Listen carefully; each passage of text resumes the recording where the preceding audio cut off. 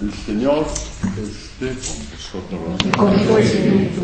Proclamación del Santo Evangelio de nuestro Señor Jesucristo según San Juan. Gloria a ti, Señor.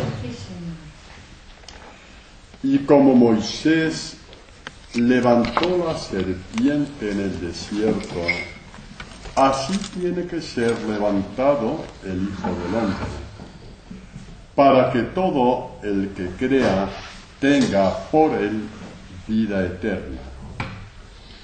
Porque tanto amó Dios al mundo que dio a su Hijo único para que todo el que crea en él no perezca, sino que tenga vida eterna.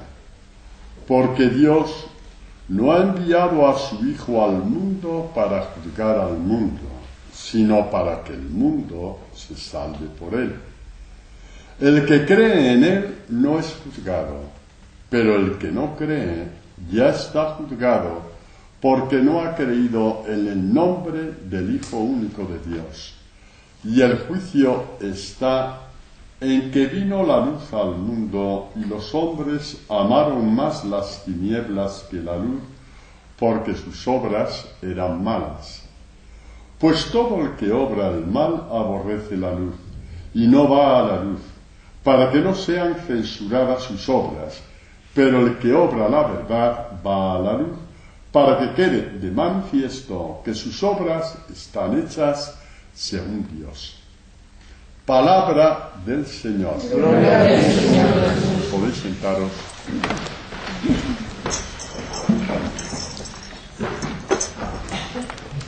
Pues mañana, cuarto domingo de Cuaresma, esta noche ya entramos, cuarto domingo de Cuaresma, y el Señor nos ofrece, por medio de la Iglesia, parte del Evangelio, parte de la catequesis, este encuentro de Jesús con Nicodemo. Hemos visto cómo empieza. Como Moisés levantó la serpiente en el desierto, así tiene que ser levantado el Hijo del Hombre, para que todo el que crea tenga por él vida eterna. ¿A qué se refiere este hecho de Moisés, la serpiente en el desierto? Creo que lo tenéis presente todos. Hubo un momento de rebeldía del pueblo de Israel contra Dios. Es murmuración, toda murmuración es rebeldía. Esta murmuración contra Dios, una murmuración, una rebeldía que nace también de una desesperación de decir: Dios ha sido bueno con nosotros hasta ahora y ya se ha cansado de ser bueno, y ahora nos va a hacer morir en el desierto. Es decir, son tentaciones estúpidas, pero no tan estúpidas si nos damos cuenta de que se repiten en nosotros, de que Dios ha hecho muy buenas cosas por nosotros a lo largo de nuestra vida, y de pronto te encuentras en un callejón sin salida y te da la impresión de que Dios se cansó de ser bueno, ya se cansó, y que ahora te las vas a cobrar todas juntas, ¿no? Ya, así es, porque así es Dios que te camela un poquito, te pone el palo con la zanahoria para que vayas, cuando te das cuenta te quedas solamente con el palo pero sin la zanahoria. Así es.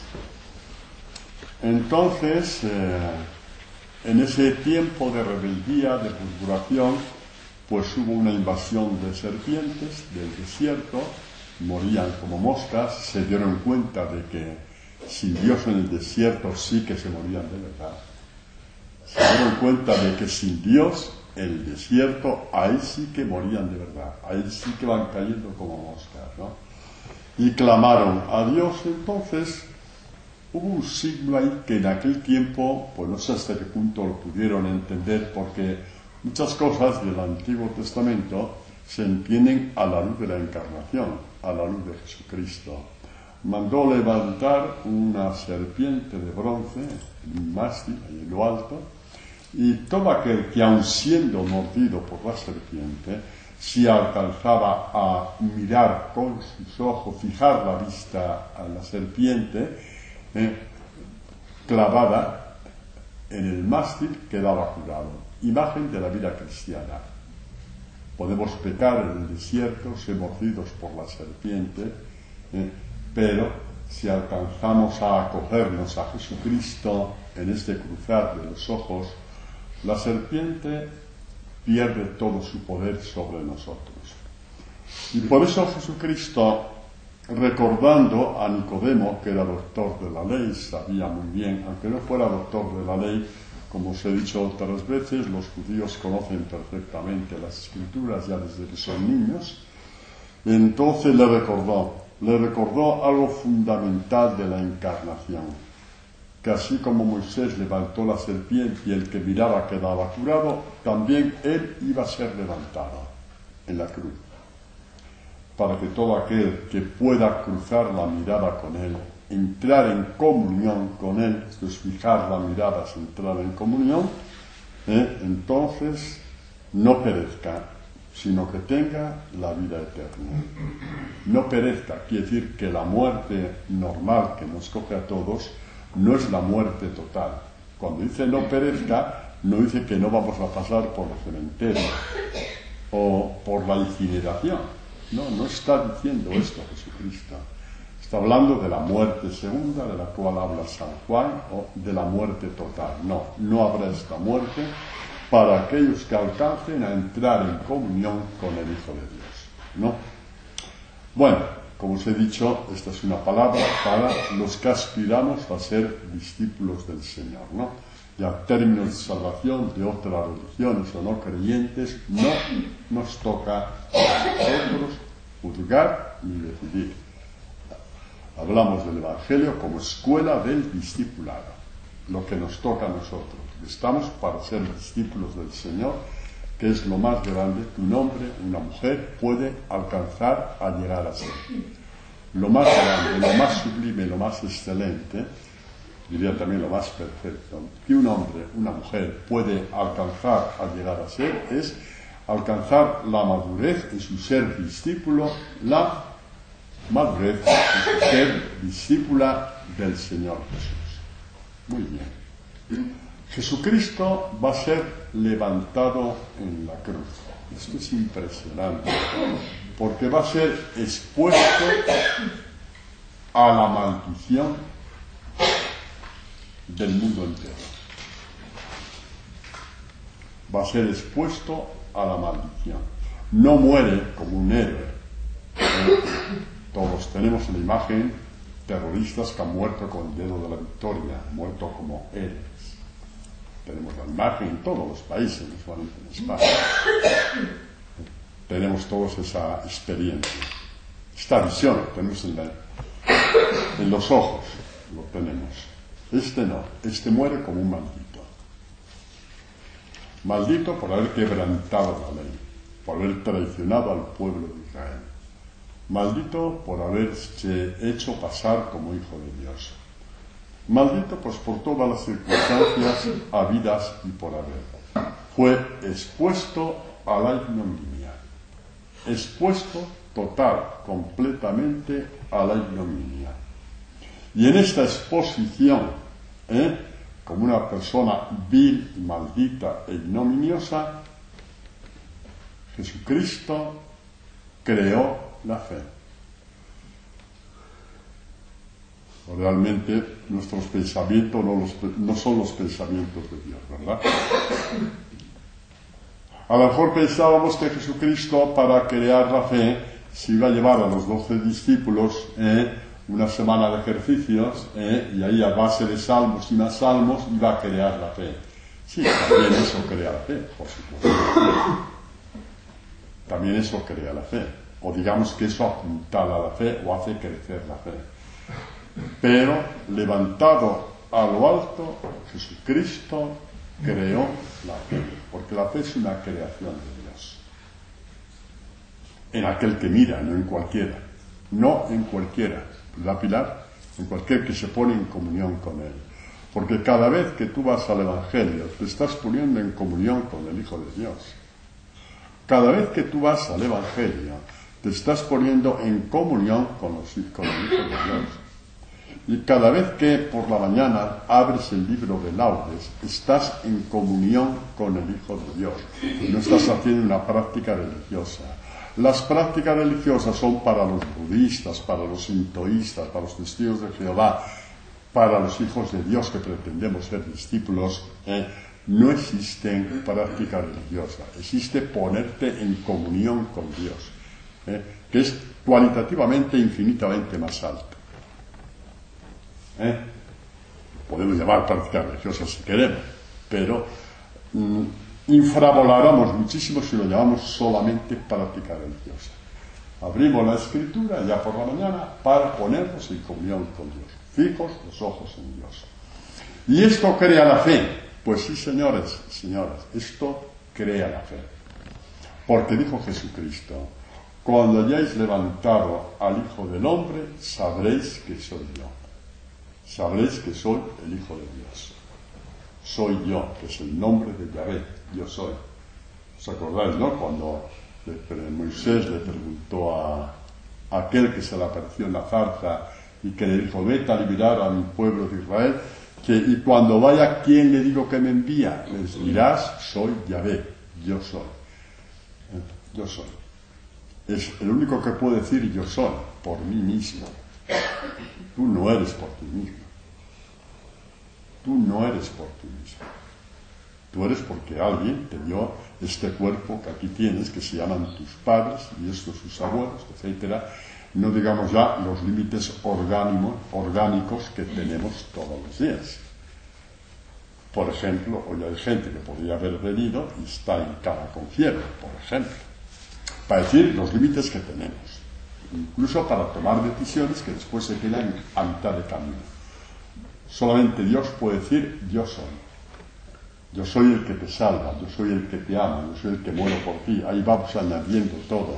Yo soy tu camino, yo soy tu verdad, yo soy tu vida. ¿De acuerdo? Bueno, pues el texto concretamente al que estamos aludiendo lo vamos a ver tal cual. Dice así: cuando hayáis levantado, dijo Jesús, cuando hayáis levantado al Hijo del Hombre, entonces sabréis que yo soy. Y los primeros que, levantado en la cruz, supieron que Jesucristo era el Hijo de Dios, fueron el centurión romano y el pecador que se arrepintió. El centurión romano, ¿por qué? Pues porque había visto muchas ejecuciones de maleantes, de ladrones, de asesinos. Era algo relativamente normal entonces en el Imperio Romano. Israel pertenecía a Palestina, al Imperio Romano, y se hacía esa ejecución propia del Imperio Romano. Pero nunca vio a alguien que muriera así. Primero, que no respondiera a las injurias que le hicieron desde la cruz, llamándole loco y chalao, y que si eres el Hijo de Dios baja de la cruz. Mantuvo el silencio. Eso nunca lo había visto el centurión romano. Había visto condenados a muerte que se les había tenido un mínimo de compasión, al menos la familia estaba ahí no había nadie para compadecerle. Era un grito ensordecedor, los que le gritaban: eres un loco, es un blasfemo, eres un esto, eres un otro. Y ahí estaban los sumos sacerdotes llevando el coro de todos esos insultos. ¿Quién iba a hacer caso y a decir nada? Y encima va a morir y dice: Padre, perdónales porque no saben lo que hacen. Entonces el centurión romano dijo: verdaderamente este era el Hijo de Dios. Y luego había estos dos ladrones, que es el misterio de por qué a uno le dijo: hoy estarás conmigo en el paraíso, y al otro no le dijo nada. ¿Cuál fue la diferencia si los dos habían pecado lo mismo? Si los dos habían cometido las mismas transgresiones para merecer la muerte pública. Si los dos habían matado, los dos habían asesinado, ¿por qué uno sí, por qué otro no? Pues porque uno, al igual que David, dijo: he pecado, y el otro no lo dijo, y ahí está la diferencia. Y por eso el ladrón llamado bueno, que de bueno no tenía nada, porque le acababa de robar la cartera, o sea que de bueno no tenía nada, dijo a su compañero que estaba maldiciendo, dice, este no ha hecho nada malo, nosotros nos merecemos lo que estamos padeciendo. Dijo, he pecado. Por eso cada vez que justificamos nuestro pecado, estamos con el otro ladrón, cuidado. No nos pasemos de listos, hombre. No nos pasemos de listos. Cuando tú te justificas tu pecado, porque mira, me cogió un pronto, una pronta te cogió, que un pronto. Es que me pasó, es que tuve necesidad, es que mi mujer no me quiere, es que... No. He pecado y punto, déjalo ahí. He pecado, porque cuando este ladrón dijo, he pecado, dijo Jesús, hoy estarás conmigo en el paraíso. No puso... Que podía haber dicho a los ladrones, pues cosa que se tiene muchos juicios, una infancia infeliz, y aquí me pasó esto de pequeño, y abusaron de mí de pequeño, y por eso salí torcido, y cada uno se busca toda la historia, que puede ser que sea verdad, pero que eso no te condiciona para que tú hagas tanto daño, hombre. Y este hombre dijo, hemos pecado. Y Jesucristo dijo, bueno, 18 años de purgatorio, nanay de la China, hoy estarás conmigo en el paraíso. No te rías, Paloma, que me pones nerviosa. Así es, esto crea la fe, sabréis que soy yo. Lo supo el centurión, lo supo el ladrón. Y al final, como dice Lucas, cuando murió el cordero inocente, se dieron cuenta de que habían matado a un inocente. Dice, los que habían asistido a este espectáculo, igual que los circos de Roma, se volvieron golpeándose el pecho. Se dieron cuenta de que era Dios. O sea que Dios ha tenido que morir para que tú puedas creer en Él. Pues así son las cosas. Porque si no, nunca hubiéramos creído. Dios tuvo que morir para deshacer nuestra incredulidad. Dios tuvo que morir para que tú te pudieras dar cuenta de que tu vida eterna está en el Evangelio, que fueras detrás de ella, porque Dios quiere para ti la vida eterna. Y que la vida eterna no está en un manual de perfección, porque de esto hay 400.000 en el mundo. Que la vida eterna es un manantial que nace del Evangelio. Y esta es la experiencia que estamos haciendo. Y como esto no se podía hacer así como así, tuvo que venir Dios a morir, a ser levantado en lo alto como una serpiente. Y ahora sí sabemos por qué la serpiente. Porque al dejarse crucificar, hizo que el poder de Satanás sobre ti quedase totalmente atado. Dicho de otra forma, José Luis, ¿tú sabes qué poder tiene Satanás sobre ti? Te lo digo yo, el que tú le dejes. Porque de por sí ya está atado ahí. De por sí ya está ahí, atado todo el poder de Satanás. Pero tendrá poder sobre ti el que tú le dejes con tus justificaciones y con tus necesidades inventadas. Cuando hayáis levantado a lo alto, sabréis que yo soy. Y como dice también más adelante, en el mismo Evangelio de Juan, dice, y cuando yo sea levantado de la tierra, atraeré a todos hacia mí. Es un poquito el camino del discipulado. El camino del discipulado por las veredas del Evangelio solamente es posible cuando Él te va atrayendo.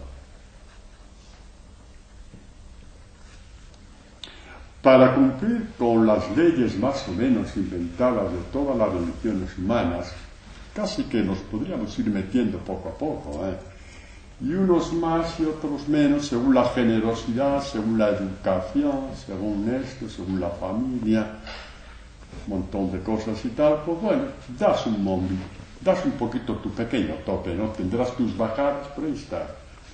Pero en el Evangelio las cosas no son así. Es por la atracción de Dios.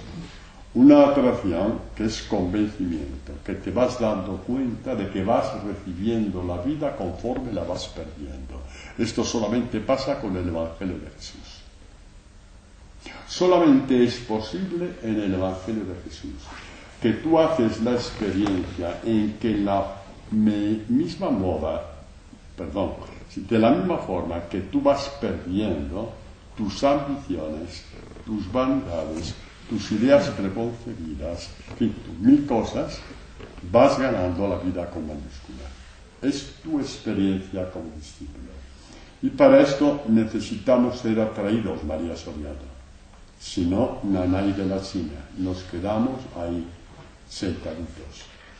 Alguien nos tiene que atraer. Ningún hombre nos puede atraer. Solamente Dios.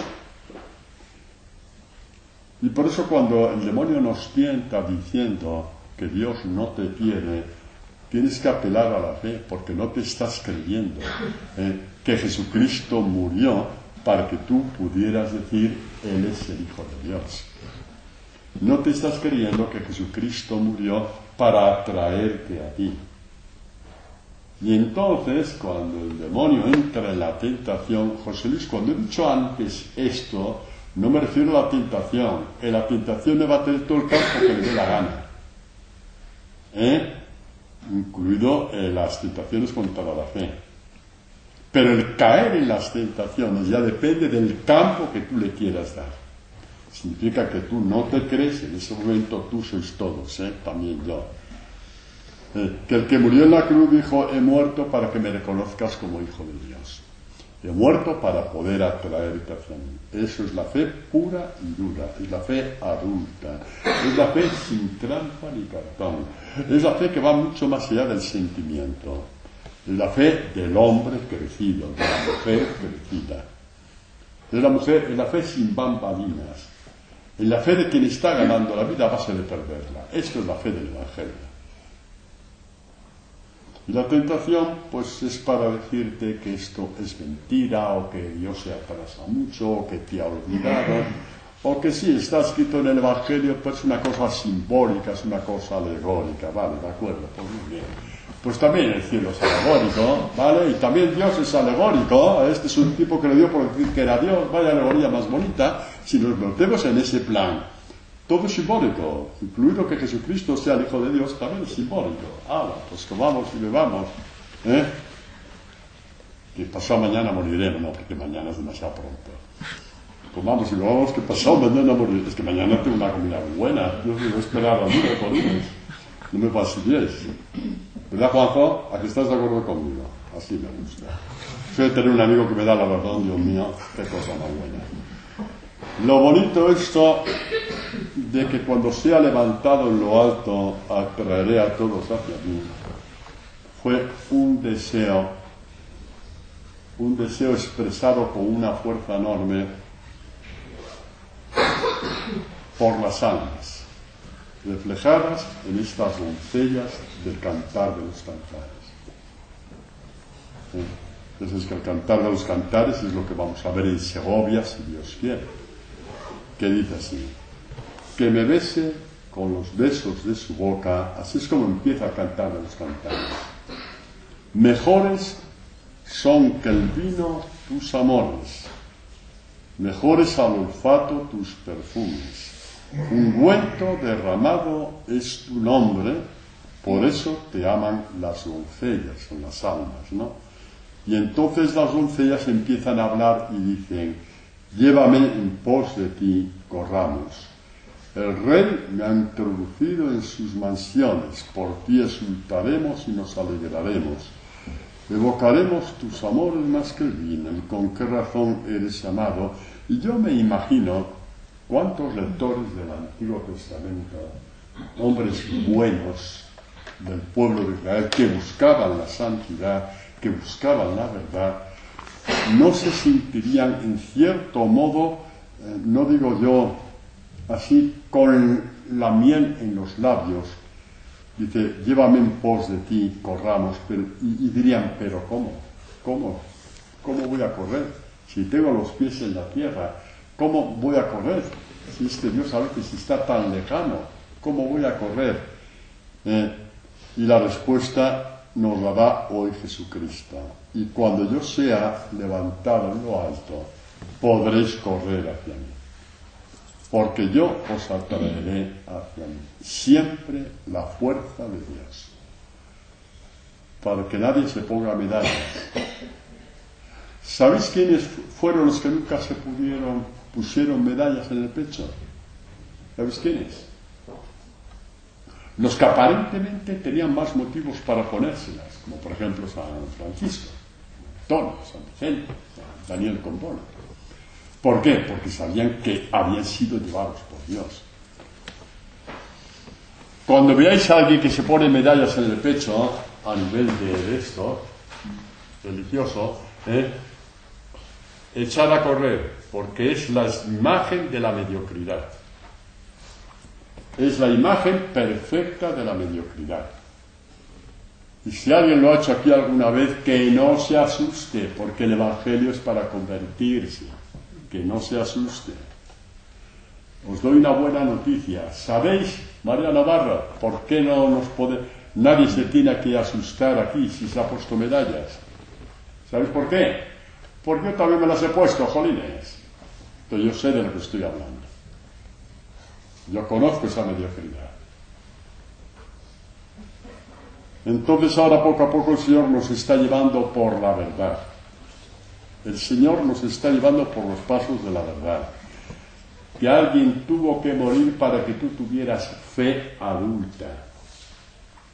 No la fe de los mediocres, fe adulta. Y que alguien tuvo que morir para sentir esta atracción hacia el Evangelio que no sabemos por qué. Vosotros habéis intentado un día comprender el por qué el Señor nos ha puesto esta atracción, esta pasión por el Evangelio. No lo busquéis. No busquéis una razón, porque está por encima de todos nuestros sentidos lo que Dios está haciendo con nosotros, esta atracción por el Evangelio, que nos trae aquí un sábado tras el otro. Es la atracción prometida por Dios. En ese atraernos hacia mí, recordad que nos está atrayendo el crucificado. Esto nunca lo olvidéis. Entonces, podemos encontrarnos lo que dice San Pablo en la carta a los Gálatas,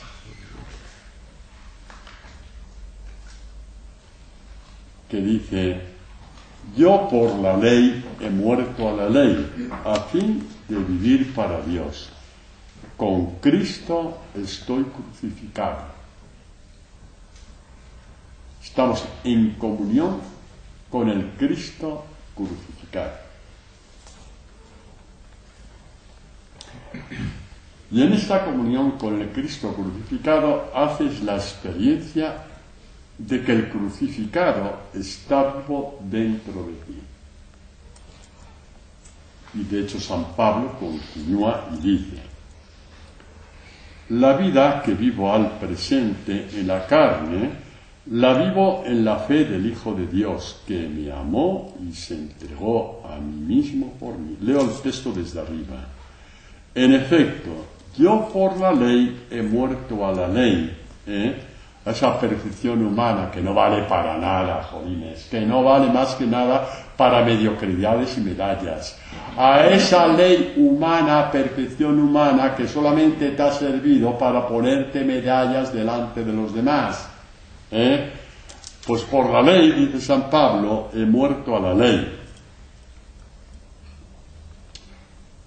A fin de vivir para Dios. Con Cristo estoy crucificado, y no vivo yo, sino que es Cristo quien vive en mí. Mirad que a veces esta frase de ya no soy yo quien vivo, es Cristo quien vive en mí, se mutila completamente, está mutilada. Porque para comprender eso de que Cristo vive en mí, tienes que poner la frase anterior. No juegues con la Escritura. Estoy crucificado con Cristo. y como causa de estar crucificado con Cristo, porque me dejo atraer por Él, por el misterio de la cruz, es cuando me doy cuenta de que el crucificado está vivo, porque está vivo dentro de mí. Esto es, no podemos manipular la palabra de Dios, mutilar la palabra de Dios como nos conviene. San Pablo lo dice en este contexto: estoy crucificado con Cristo, no para ser un héroe, sino para hacer la experiencia de que Dios vive dentro de mí. ¿Qué más quería San Pablo? ¿Cómo no va a bendecir San Pablo el misterio de la cruz si tiene todas las respuestas de la vida humana están en este Dios que vive con él? Es Cristo que vive en mí, ¿no? Y dirá también en la misma carta a los Gálatas al final: en cuanto a mí, Dios me libre de gloriarme, si no es en la cruz de nuestro Señor Jesucristo, por la cual el mundo es para mí un crucificado, y yo un crucificado para el mundo. Ahí es donde ya la tentación ya tiene su límite. Cuando tú estás en el misterio de la cruz, estás crucificado ante toda tentación. Ya el demonio no tiene ya nada que rascar. Tú ya has tomado posiciones. Has tomado posiciones frente al mal, frente al sufrimiento, frente al dolor, frente a la soberbia, frente a la avaricia, frente a todas las tentaciones. El demonio ha sido reducido a su límite, porque no puede entrar en el ámbito de la cruz. Es interesante que San Pablo, con toda la conversión, fue chulo hasta el final. Es lo único que yo le imito un poquito, a lo mejor debe ser en eso. Hasta el final fue, pero bien chulo. Estaba harto de tanto santón, que hay que hacer esto, que hay que hacer lo otro, que esto y que lo otro. En adelante, que nadie me moleste, pues llevo sobre mi cuerpo las señales de Jesucristo, las marcas de la cruz. Ya. Que nadie me moleste con J. Llevo sobre mi cuerpo las señales de Jesucristo, que me dejen en paz. Que me dejéis en paz. Que me dejéis en paz. Que tengo las señales de la cruz. Dejarme en paz. Y claro que las tuvo San Pablo, con todo lo que, la vida que perdió por el Evangelio, y que Dios se la dio centuplicada, como bien lo sabemos. Pues nos toca, como decía antes, fijar los ojos en Jesús. Fijar los ojos en Jesús. No como se fija en la imagen de un santo, en esta imagen de San Daniel Comboni, por ejemplo. No, esa es una mirada que yo puedo hacer cuando me dé la gana y me parece muy bien. En cualquier imagen, escultura, puedo hacer esa mirada y me parece bien. Pero la mirada de Jesús es para entrar en comunión y dejarme arrastrar por él. Ya es otro tipo de mirada. Es la mirada que te acompaña a lo largo de la fe, como dice el autor de la carta a los Hebreos. Dice: por lo tanto,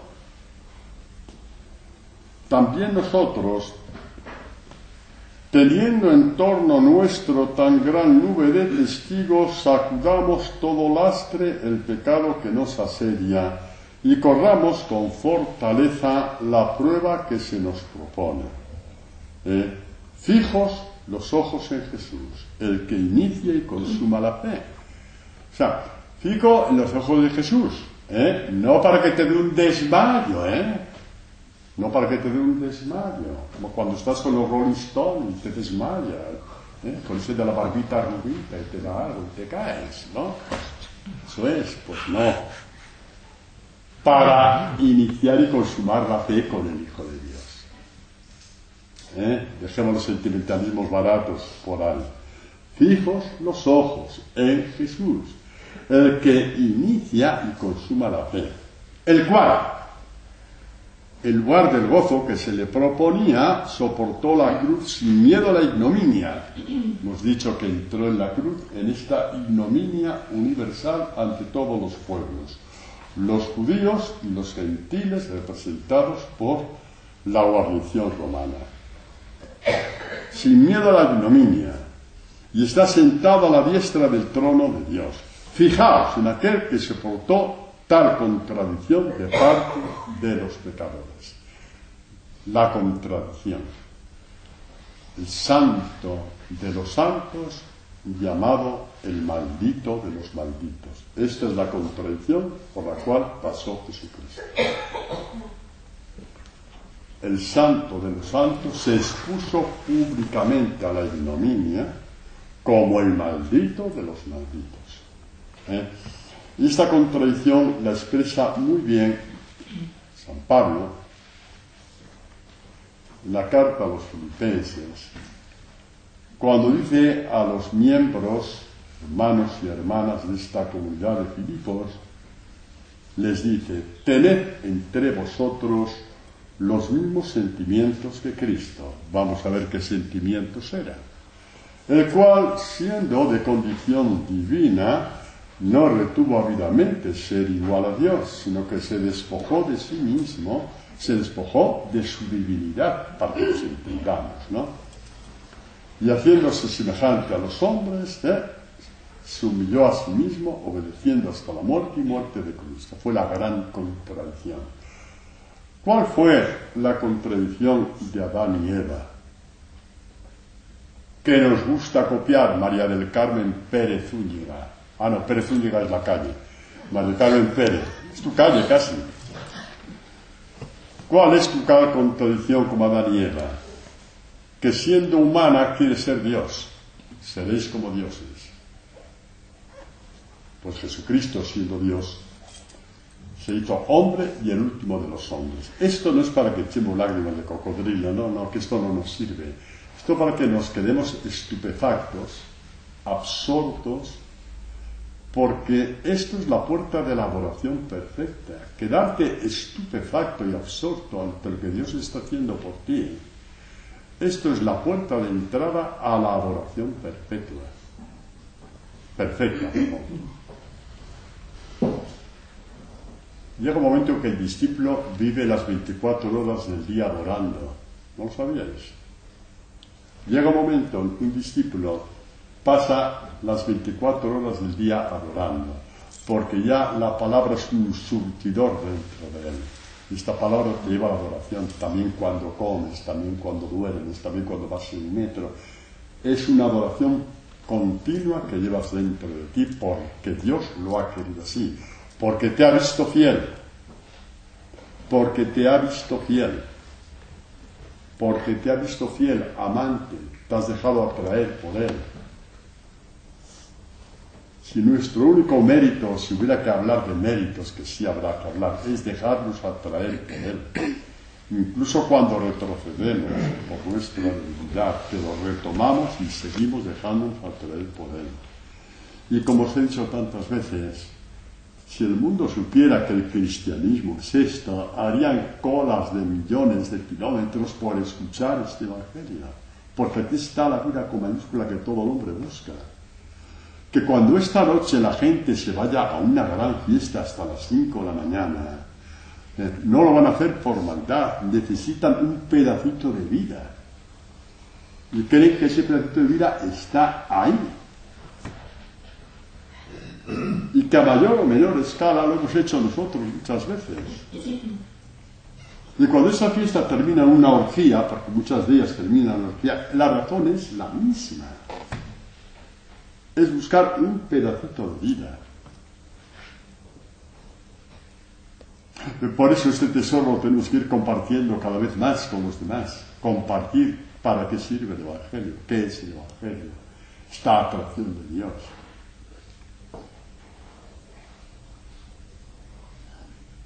Y por eso podemos decirlo dando gracias a Dios. Cuánta gente está conociendo esta belleza del Evangelio gracias a esta comunidad. Tenemos que decirlo para dar gloria a Dios. Solamente gloria a Dios. Porque el día que nos diéramos gloria a nosotros mismos, ese día habríamos firmado la muerte de esta comunidad. Habría pasado de ser una comunidad de Dios a ser una comunidad de Satanás. Habría pasado de ser una comunidad de Dios a ser una comunidad de Satanás. Nosotros tenemos que estar en ese punto, en ese punto, tanto a nivel de comunidad como a nivel personal, toda la vigilancia es poca. En ese punto, toda la vigilancia es poca. Toda la vigilancia es poca. Porque sabe que es la única carga que tiene el demonio para vencerlo y no le quedan más. Pero eso es muy peligroso. La vigilancia hasta el final. Tenemos que tenerla. Bueno, y en este fijar los ojos en Jesucristo, autor y consumador de la fe, a una comunión tan profunda que llegue un momento en que sepamos que lo que Jesucristo dijo a María Magdalena de cara a sus discípulos ya es tuyo. Ya no es que ya es tuyo, es que esas palabras ya son tuyas, hacen parte de tu tesoro personal. ¿Y qué palabras son esas que ya son tuyas, hacen parte de tu tesoro personal? ¿Cuáles son, Roberta? Que yo no me acuerdo. No me vas a ayudar, ¿no? No me vas a ayudar, vale. Ya sabía yo que... ¿Cómo? El tesoro máximo es que un día entendamos lo que Jesús dijo a María Magdalena. Di a mis hermanos, subo a mi Padre y a vuestro Padre, a mi Dios y a vuestro Dios. Este es nuestro tesoro máximo. Desde mi punto de vista, cuidado, yo no soy la Iglesia ni soy doctor, pero en lo que yo un poco, al menos en lo que arde en mi corazón, yo creo que yo lo máximo a lo que puedo aspirar en estos contenidos del Evangelio es comprender que esto Jesucristo me lo está diciendo a mí. Subo a mi Padre y a tu Padre, a mi Dios y a tu Dios. A esto nos lleva el Evangelio. A esto nos lleva el Evangelio, a esta experiencia. A esto que Dios lo escribe a cincel y a fuego dentro de ti. Y nadie lo podrá borrar. Ninguna destrucción, ninguna persecución, ningún terremoto, ningún maremoto, nada podrá nunca borrar estas palabras que Dios ha escrito dentro de ti.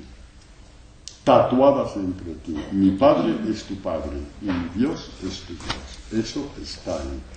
Por si a alguien le interesa, Juan 20:17. Por si a alguien le interesa. Esta es la atracción, digamos, dice, para que por él, le dice Jesús a Nicodemo,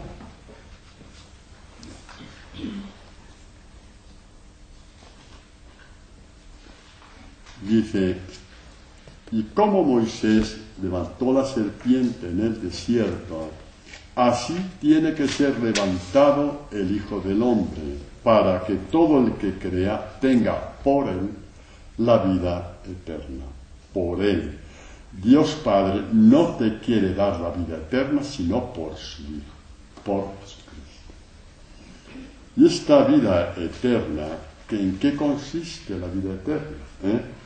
Porque estamos acostumbrados a tantos cuadros de renacimiento que está bien. Esos angelitos de color de rosa, parece que vienen de los plásticos de los fresones de Huelva, estos angelitos, todos de color de fresa. Y las arpas y las cítaras y todo eso, que sí, que bien. Pero, ¿y que esas imágenes nos pueden hasta ayudar? Pues sí. Pero ¿qué os parece cuando dice Jesús, Padre, ha llegado la hora, glorifica a tu Hijo, para que tu Hijo te glorifique a ti, y que según el poder que le has dado sobre toda carne, dé también vida eterna a todos los que tú le has dado?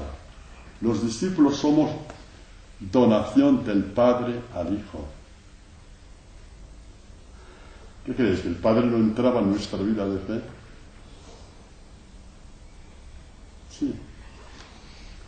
Y seguimos. Dice Jesús está hablando con el Padre. Esta es la vida eterna. Que te conozcan a ti, el único Dios verdadero. Que te conozcan. Que te conozcan. ¿Y cómo conocer a Dios? Vamos a ver, ¿nos queda tiempo? Sí, nos queda tiempo. Sí, hasta las 8, ¿no? Sí.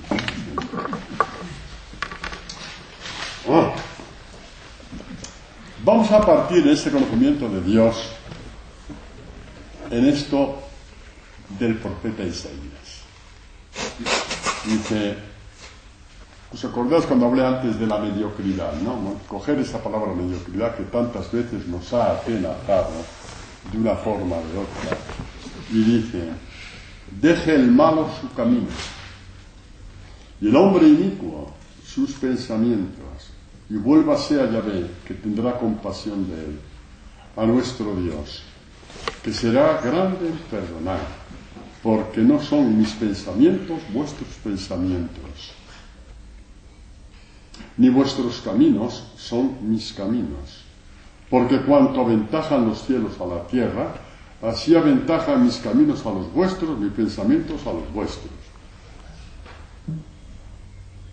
Y entonces, si resulta que estamos a años luz de entrar en los pensamientos de Dios y en los caminos de Dios, ¿cómo se podrá hacer eso de que te conozcan a ti, Padre Santo? ¿Cómo lo hacemos, Rafael? ¿Cómo lo hacemos? ¿Rompemos la baraja o seguimos adelante? Seguimos adelante. Esto es una persona, este es un amigo, es que me ayuda, hombre, es que me ayuda. Esto es un amigo, lo demás les cuento. Pues a la luz de San Pablo vamos a ver algo maravilloso. Tenemos 10 minutos, o sea que vamos a hacerlo con mucha calma. Este es el broche de oro muy bonito de la catequesis, os lo digo, es un broche de oro muy bonito, pero muy bonito, muy bonito. Pablo va a Corinto y empieza diciendo, pues yo, hermanos, cuando fui a vosotros, no fui con el prestigio de la palabra o de la sabiduría, yo sé idiomas, yo sé esto, yo sé lo otro, hice 18 cursos, dice no quise saber entre vosotros sino a Jesucristo y a este crucificado. Empezó a hablar desde la sabiduría del misterio de la cruz. Y mi palabra y mi predicación no tuvieron nada de los persuasivos discursos de la sabiduría. Fueron una demostración del espíritu y del poder, para que vuestra fe no se fundamentase en sabiduría de hombres, sino en el poder de Dios. ¿Vale? Y sin embargo, hablamos de sabiduría entre los perfectos, son los iniciados en la fe, no perfectos moralmente, que esa palabra no existe en la Escritura. Existe en todas las religiones, menos en la Escritura. La palabra perfección moral, manuales de perfección, son para las religiones inventadas por los hombres. Nosotros tenemos mucho más que eso. Tenemos la misma vida de Dios con mayúscula. Está por encima de toda perfección humana. Pues esta sabiduría no es de este mundo ni de los príncipes de este mundo, abocados a la ruina, todo cae, todas estas cosas caen. Hablamos de una sabiduría de Dios misteriosa y escondida. Es la fuente viva de Dios que está aquí en la Escritura. Y que hace parte de ti, destinada por Dios desde antes de los siglos para gloria nuestra, a pesar de que Dios mismo había dicho en un tiempo, mis caminos no son tus caminos, mi mente nunca será tu mente, mis pensamientos nunca serán tus pensamientos, mi espíritu nunca será tu espíritu. Pues muy bien, eso hasta la encarnación, hasta que Dios se hizo hombre. Escondida y destinada por Dios desde antes de los siglos para gloria nuestra. Esta sabiduría es nuestra gloria. No busques gloria que se te va a morir, la que te viene de Dios que permanece eternamente. Desconocida para todos los príncipes de este mundo, incluidos los sumos sacerdotes, pues de haberla conocido no hubieran crucificado al Señor de la gloria. Eso, incluidos los sumos sacerdotes, lo he dicho yo por habéis entendido. Anunciamos, como dice la Escritura, aquí es donde entramos ya en el conocimiento de Dios. ¡Ey! Que esto es para todos. Sí, también para los que no tenemos estudios. Por lo tanto, alegraos con lo que vais a escuchar. Alegraos. Alegraos en el alma con lo que vais a escuchar. Porque anunciamos lo que ni el ojo vio, ni el oído oyó, ni al corazón del hombre llegó. En este sentido es lo que decía Isaías, mis caminos no son vuestros caminos, mis pensamientos no son vuestros pensamientos. Vosotros conocéis según vuestros ojos, vuestros oídos, vuestra mente, vuestro espíritu y vuestro corazón. Pero ahora resulta que ahora entramos en algo, una sabiduría que está más allá de tu ojo, porque es lo que ni el ojo vio, y más allá de tus oídos, porque fue lo que nunca oído alguno halló, ni corazón del hombre llegó, lo que Dios preparó para los que le aman.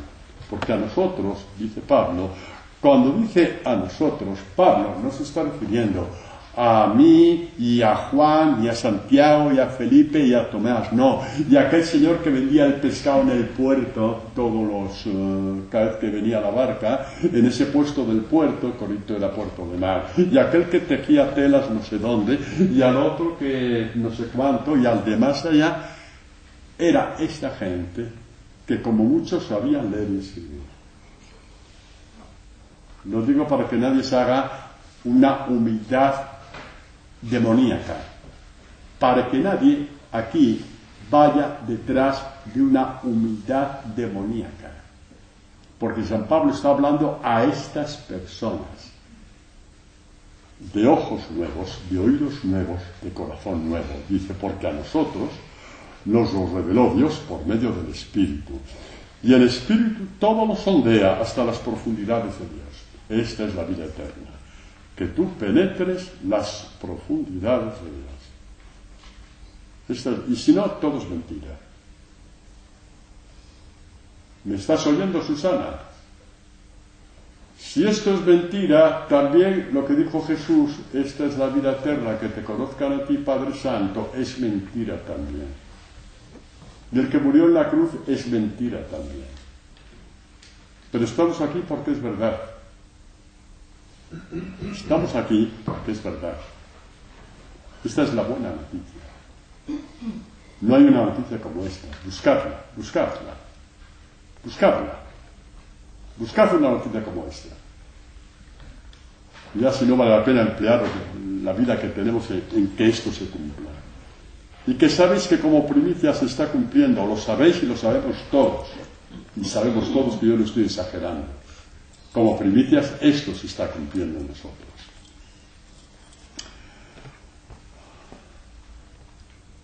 Y el Espíritu todo lo sondea, todo lo busca, todo lo penetra, todo lo conoce.